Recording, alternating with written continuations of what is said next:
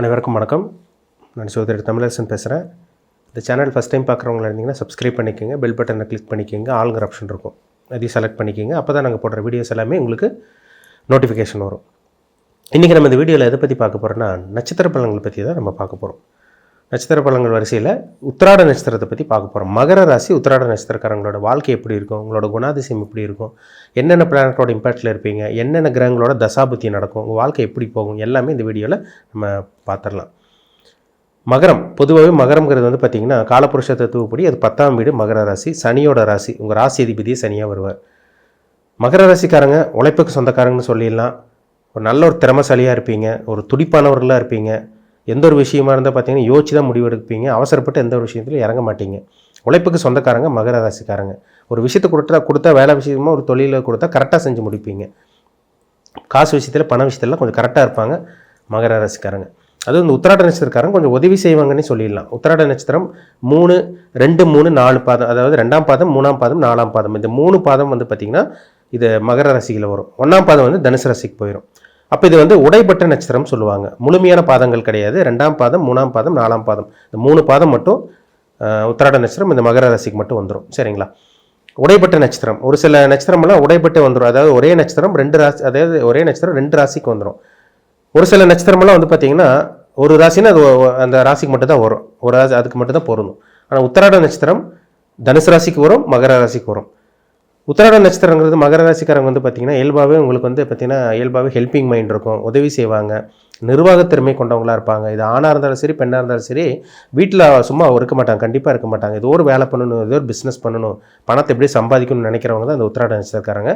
இல்லாதவங்களுக்கு கொடுத்து உதவி செய்கிறவங்களாக இருப்பாங்க, ஆளுமை திறன் கொண்டவங்களாக இருப்பாங்க, நிர்வாகத்திறமை கொண்டவங்களாக இருப்பாங்க. தேவையில்லாமல் உங்களுக்கு கோவம் வராதுங்க. ஆனால் கோவம் வந்தால் உச்சக்கட்டத்துக்கு கோவம் வரும். ஏன்னா சூரியனோட நட்சத்திரத்தில் பிறந்தவங்க அப்படி தான் இருப்பாங்க. கோபமும் இருக்கும், நல்ல குணமும் உங்களுக்கு இருக்கும், உதவி செய்கிற மனப்பான்மையும் உங்களுக்கு இருக்கும், இறக்க குணமும் இருக்கும். அதே மாதிரி கோபமும் அதிகமாக உங்களுக்கு வரும். இந்த நட்சத்திரத்தோட அமைப்பே அதுதான். சரிங்களா? உஷ்ண தேகம் கொண்டவங்களாக இருப்பாங்க, உடம்பு ஹீட் பாடியாக இருக்கும். அடிக்கடி வந்து பார்த்திங்கன்னா உடம்பு பார்த்திங்கன்னா உஷ்ண சம்மந்தப்பட்ட பாதிப்பில் பாதிக்கப்படுவாங்க. உஷ்ண சம்மந்தப்பட்ட நோய் உங்களுக்கு வரும். அதே மாதிரி உங்களுக்கு தேவையில்லாமல் டென்ஷன் ஆவாங்க. சில விஷயங்கள்லாம் வந்து பார்த்திங்கன்னா டக்குன்னு கோவம் வரும், தேவையில்லாத விஷயங்கள் கோவப்படுறது. அதுக்கப்புறம் வந்து ஏன் தான் நம்ம கோவப்பட்டோங்கிறது அவங்களே ஃபீல் பண்ணி வேதனைப்படுவாங்க. இது எல்லாமே இந்த உத்திராட நட்சத்திரக்காரங்களுக்கு பொருந்தும்.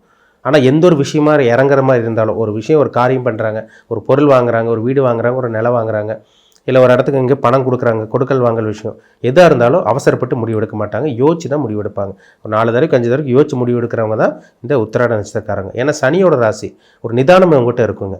இது சரவீடுங்கிறனால கொஞ்சம் துடிப்பானவர்களாக வேலை விஷயம் தொழில் விஷயத்தில் கொஞ்சம் படபடன்னு இருப்பாங்க, துடிப்பானவர்களாக இருப்பாங்க, துருன்னு இருப்பாங்க. ஆனால் எந்த ஒரு விஷயமா இருந்தாலும் அவசரப்பட்டு இறங்கவே மாட்டாங்க. அப்பேற்பட்ட ராசி நட்சத்திரம் தான் இந்த மகர ராசி உத்திராட நட்சத்திரம். பிறக்கும் போது உங்களுக்கு சூரிய தசைங்க.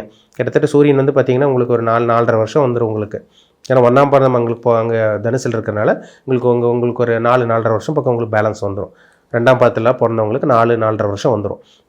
அதுக்கப்புறம் வந்து பார்த்திங்கன்னா சந்திர தசை 10 வருஷம். அது ஒரு முக்கியமான ஒரு திசைங்க சந்திர திசை. ஏன்னா உடலை குறிக்கிற கிரகம் சந்திரன், மனதை குறிக்கிற கிரகம் சந்திரன். மைண்டுக்கு அதிபதி சந்திரன் தான், உடலுக்கு அதிபதி சந்திரன் தான். சந்திரன் கெட்டு போனவங்களுக்கு சின்ன வயசுல பாருங்கள் அம்மாவோட ஆரோக்கியம் பாதிக்கப்படும். சந்திரன் கெட்டு போனவங்களுக்கு சின்ன வயசில் உங்களோட ஹெல்த்து பாதிக்கப்பட்டுரும்.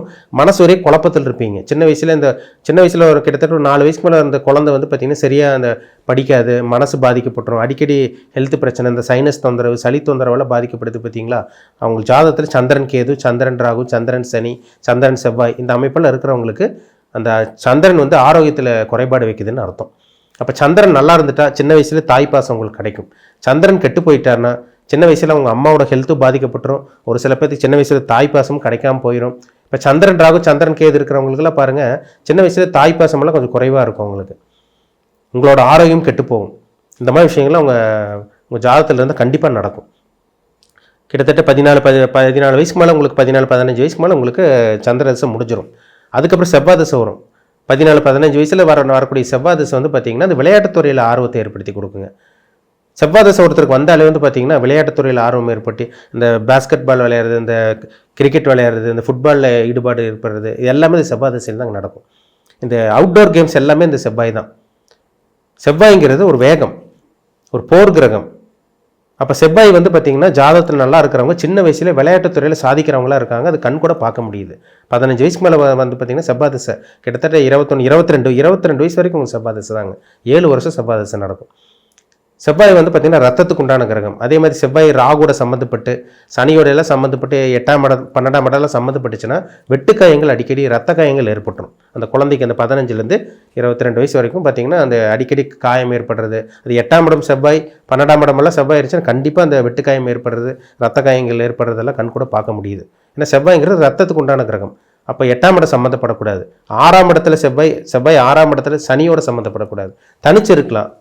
பாவகிரக சேர்க்கை இருக்கக்கூடாது செவ்வாய்க்கு. இதெல்லாம் ரொம்ப முக்கியம். 22 வயசுக்கு மேலே வரக்கூடிய ராகு திசை 40 வயசு வரைக்கும் ராகு திசை நடக்குங்க.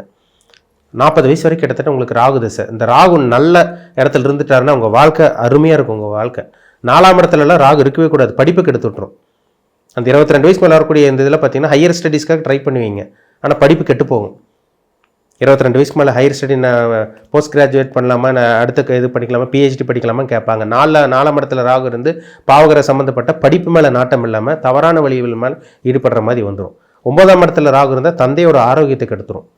அந்த ராகு எங்கே இருக்கலாம்? 3ஆம் இடத்துல இருக்கலாம், 6ஆம் இடத்துல இருக்கலாம், 10ஆம் இடத்துல இருக்கலாம், 11ஆம் இடத்துல இருக்கலாம்.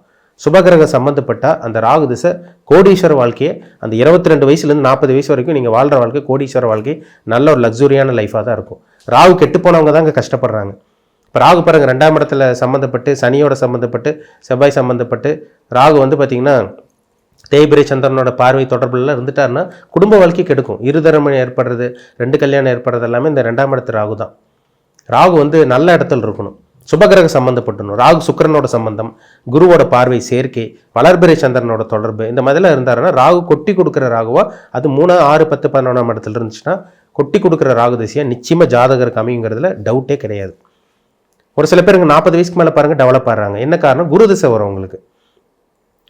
ராகு திசை முடிஞ்சு அவங்களுக்கு குரு திசை வரும். அந்த குரு வந்து பார்த்தீங்கன்னா 40லேருந்து கிட்டத்தட்ட வந்து பார்த்தீங்கன்னா உங்களுக்கு 55 வயசு வரைக்கும் உங்களுக்கு 55 வயசு வரைக்கும் உங்களுக்கு 56 வயசு வரைக்கும் உங்களுக்கு குரு தசை தான். உங்களுக்கு 16 வருஷம் நல்லா இருக்கிற அமைப்பை அந்த குரு தசை கொடுக்கும். எந்த லக்னக்காரங்களுக்கு? மேஷ லக்னம், கடக லக்னம், சிம்ம லக்னம், விருச்சக லக்னம், தனுசு, மீன லக்னம். இந்த லக்னக்காரங்களுக்கு குரு தசை யோக தசையும்.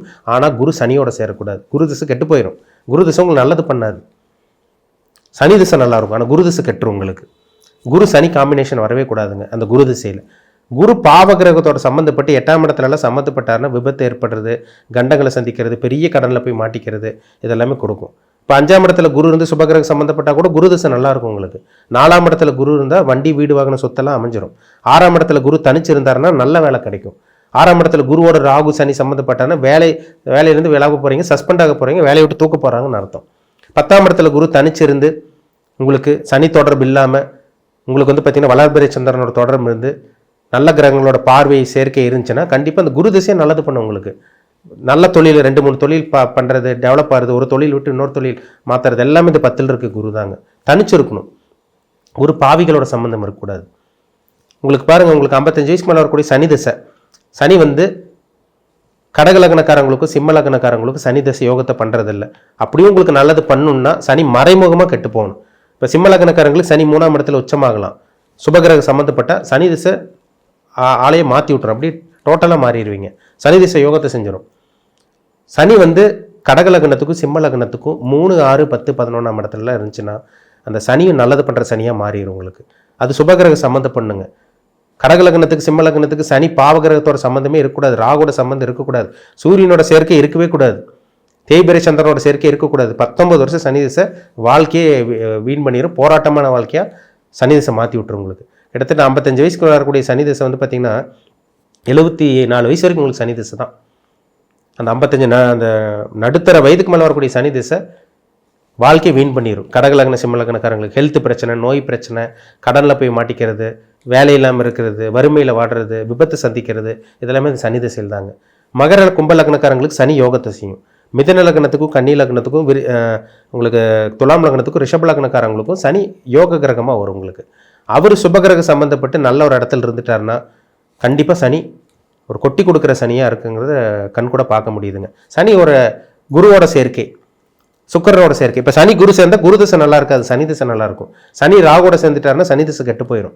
சனி சூரியனோட சம்மந்தப்பட்டுட்டாருன்னா சனி திசை சுத்தமாக அவுட்டுன்னே சொல்லிடலாம். சனி வளர்பிறை சந்திரனோட தொடர்பு இருந்தாருன்னா சனி திசை யோகமான சனி திசை நிச்சயமாக ஜாதகருக்கு 55 வயசுக்கு மேலே மாறுங்கிறதுல டவுட்டே கிடையாது. சரிங்களா? இப்படி தான் உங்கள் வாழ்க்கை போகும், இப்படி தான் உங்கள் லைஃப் இப்படி தான் போகும். தசாபுத்தி தான். ஒரு விஷயங்கள் நடக்குது, ஒரு சம்பவம் நடக்குது, ஒரு விஷயம் நடக்குதுன்னா அது நல்லதோ கெட்டதோ கிரகங்கள் மீறி நடக்காது. இப்போ ஒரு நல்ல விஷயம் நடக்குதுன்னா உங்கள் ஜாதகத்தில் நல்ல கிரகங்களோட சப்போர்ட் இருக்குன்னு அர்த்தம். கெட்ட விஷயம் நடக்குதா, கெட்ட கிரகங்களோட சப்போர்ட் இருக்கும், கெட்ட கிரகங்களோட தாக்கத்தில் நீங்கள் இப்போ வாழ்ந்துட்டு இருக்கீங்கன்னு அர்த்தம். அவ்வளோதான் வித்தியாசமே. அப்போ உங்கள் பிறப்பு ஜாதகத்தில், தனிப்பட்ட ஜாதகத்தில் என்ன தசாபுத்தி போகுது, உங்கள் வாழ்க்கை எப்படி போயிட்டுருக்கு, உங்கள் வயசு என்னன்னு பாருங்கள். முக்கியமாக என்ன நட்சத்திர பாதத்தில் பிறந்திருக்கீங்க அது பாருங்கள், அது ரொம்ப ரொம்ப முக்கியம். சரிங்களா? மீண்டும் அடுத்த பதிவில் சந்திக்கும் வரை உங்களிடமிருந்து விடைபெறுவது உங்கள் ஜோதிடர் தமிழரசன். இந்த சேனல் பிடிச்சிருந்தா உங்கள் நண்பருக்கு உறவினருக்கு ஷேர் பண்ணுங்கள், லைக் பண்ணுங்கள், சப்ஸ்கிரைப் பண்ணுங்கள், பெல் பட்டனை கிளிக் பண்ணிக்கோங்க, ஆளுங்கிற ஆப்ஷன் இருக்கும் அதையும் செலக்ட் பண்ணிக்கோங்க. அப்போ தான் நாங்கள் போடுற பதிவுகள் எல்லாமே உங்களை சேரும். நன்றி, வணக்கம்.